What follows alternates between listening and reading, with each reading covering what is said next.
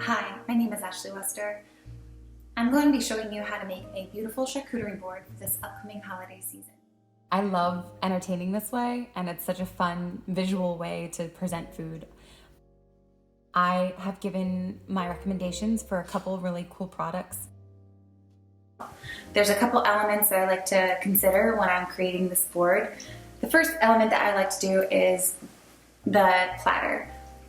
You can actually utilize wood, ceramic, marble. Today we're going to be utilizing these bamboo cutting boards that are so cute and very holiday-esque with thankful, blessed, and grateful. So with these boards you can actually put them together so it creates a long rectangular board so you can have a lot of product on it, or you can have it separated into threes, which is what I think I'm going to do because I like when things aren't so symmetrical.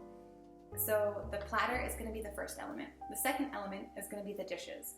I love to have different elements on my board that can cater to everybody. So with these smaller cups, bowls, that can actually retain the nuts, seeds, fruit, anything that needs to be contained on the board, that's what we're going to start with. So I pre-filled with the nut package these small little red bowls. So I'm going to place them where I think I want them on the boards.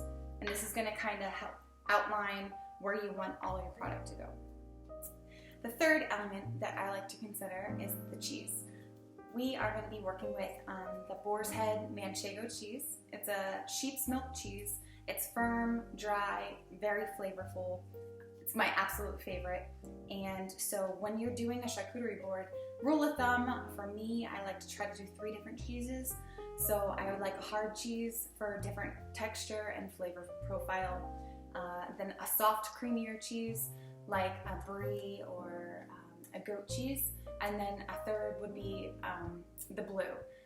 There's all different types of blue cheese you can do, so it's going to have that like funky, cool, creamy texture to it.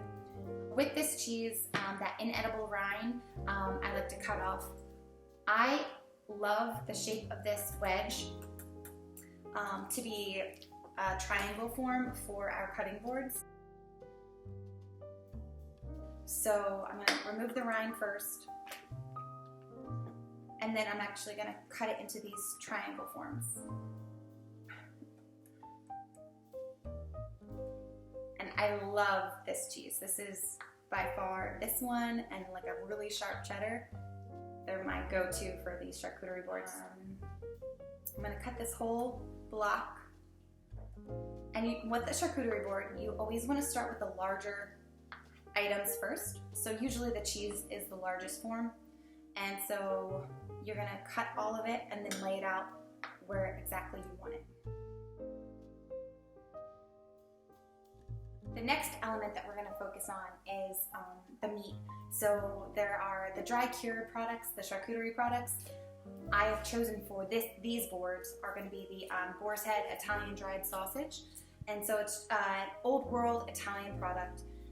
It's pretty much just ground up pork added with spices and salt, and the curing process is just by the temperature and how long it takes. This product goes really well with a Pinot Noir for a recommendation. And so what I'm going to do with this product, you can do it in 2 different ways. I'm going to do it like maybe, an 1/8 of an inch thick and do rounds for it. And you can tell with the texture of it, there's like larger fat and black peppercorns throughout the entire product. It has great taste profile, and it really does complement well with the Manchego cheese. And so you can slice the whole entire thing and have it so that it's very easy for all of your guests to pick up. And what I want to do is just fill the boards in one section with this Italian dried sausage. I want to be able to see those words, so I'm not going to put all the product over it. I just want to overlay a little bit of the letters. It's all about visual for me.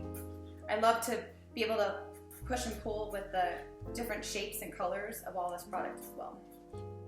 The next product, the next meat that I chose is going to be the uncured sopressata picante for boar's head. It's going to be the hot sopressata. So this is going to be a coarse grind as well. The flavor profile is going to be a little bit spicier.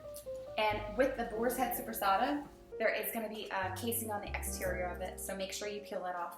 I always try to tell anyone that utilizes this product, because it's never fun to have your guests pull the casings because we forgot to do it. So I love to cut this one on an angle, and I will like it sliced a little bit thinner. And you can tell the second you slice it, the grind is a little bit coarser. So the meat is going to be, it's going to have a different texture and flavor profile compared to that Italian dried sausage. So I'm going to just place it where on the boards where the there's vacant spots, and I want to keep them together, but in just perfect rounds, really easy. This product goes really well with a Cabernet, and it also complements really well with the Manchego cheese. I do like to have this with we have a boar's head Canadian cheddar that's aged for over 3 years. It's so fantastic. It crumbles, it's crystallized, it's beautiful. This product, this picante sopressata, really goes well with that product as well.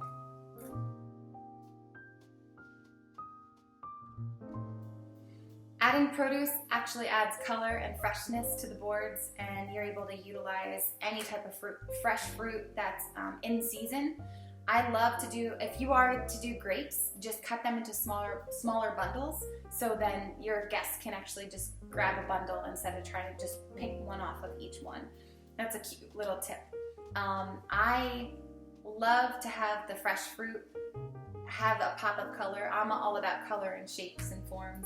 I love to do art, so that's kind of, I like to create art out of the food that I am able to sell. The last element that I like is going to be a little bit of honey. Honey is a great complement to some of the cheeses that we sell. Honey and this Manchego is going to go really well. It's my favorite snack. I come home and have some slices of cheese with some honey. It's the best thing. And I like to take a little bowl for the honey and do it that way. I'm just going to open my honey container. And if you have any cute little utensils for the cheese, you can put it in there with that. For the honey, you can put it in for that. And the thing about making a charcuterie board, it's all about the placement of where the items should be. Start with the larger items, so start with the cheese, and then start filling in the gaps from there. There's no wrong way to do this. Super fun way to entertain, and I hope that you're able to utilize this throughout the entire holiday season. Thank you so much. Have a good day.